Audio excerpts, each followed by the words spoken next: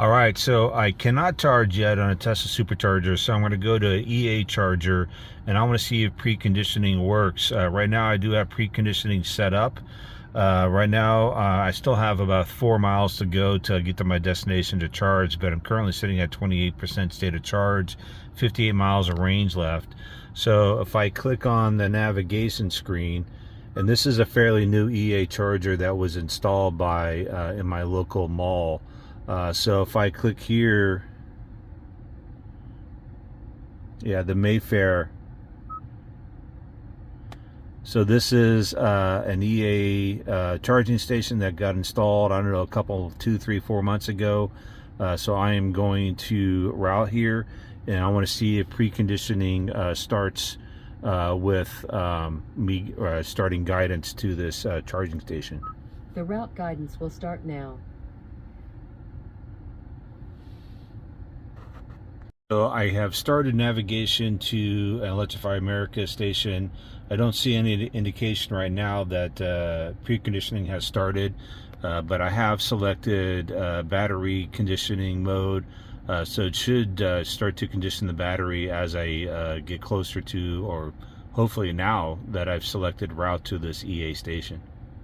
All right, so it looks like it has started the preconditioning. I'm going to try to zoom in so you can see what it looks like.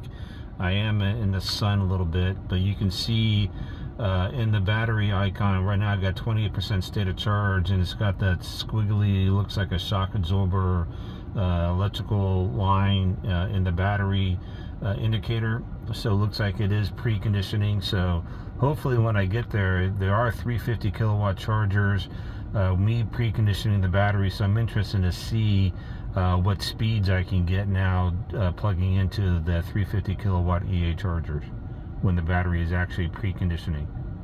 So just pulled into the EA charger. It looks like battery preconditioning turns off when you get to your destination, because now on that battery you just see the lightning bolt, no longer the squiggly line that looks like an electrical cable.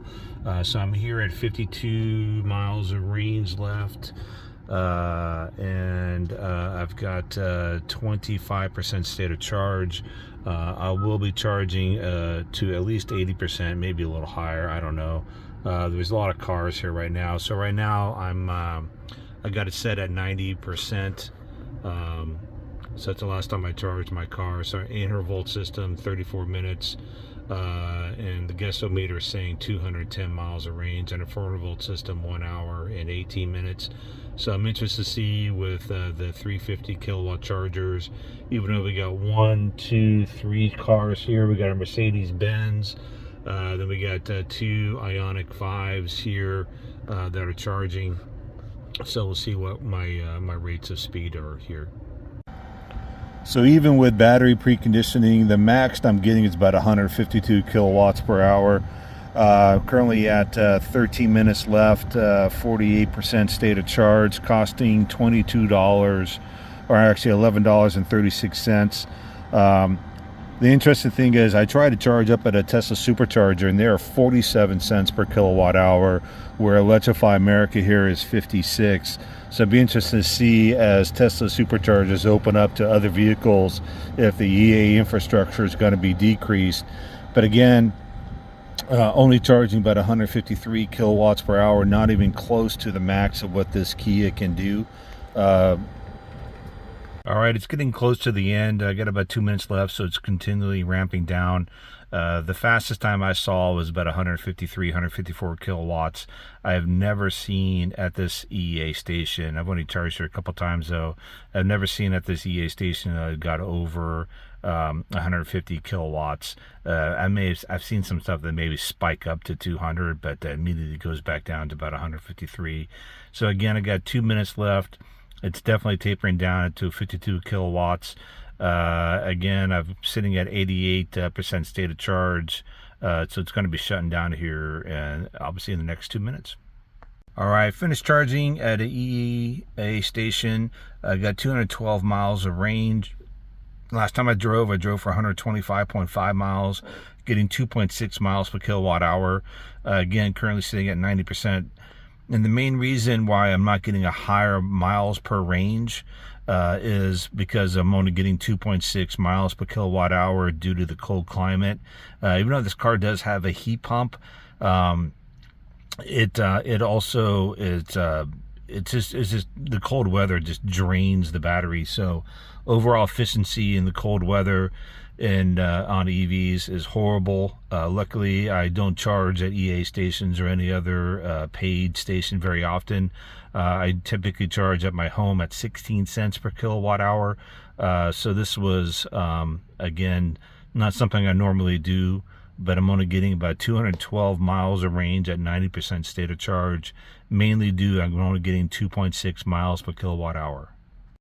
You can see here, I just got finished charging on an EA station. I took in 53.70 kilowatt hours. Started off at 25% state of charge, ended up at 90% state of charge. It costing $30.07 at 56 cents per kilowatt hour. And then there's sales tax, so the overall cost is $31.50. So far, what was my, it took me, 30 minutes and 44 seconds to get to 90% from 25% state of charge. And my max charging speed was 154, even though this was a 350 kilowatt CCS charger. My max was only 154, and I even preconditioned the battery on the way over here. So at this charging station, I've only been able to get about 150, 154. I've seen it where spike up to 200, but never as a max charging speed have I ever gotten above 154 kilowatt hours. So this is the most convenient fast charging station to my home. So when I need it, it is not the cheapest, obviously at $31.50.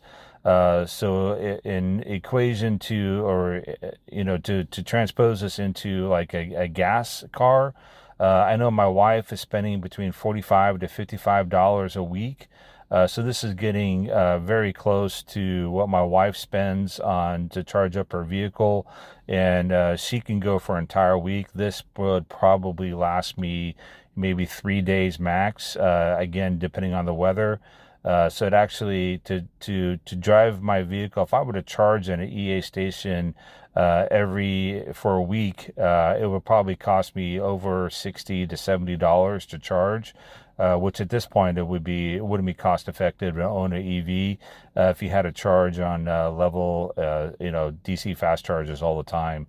It just doesn't, the cost just doesn't add up.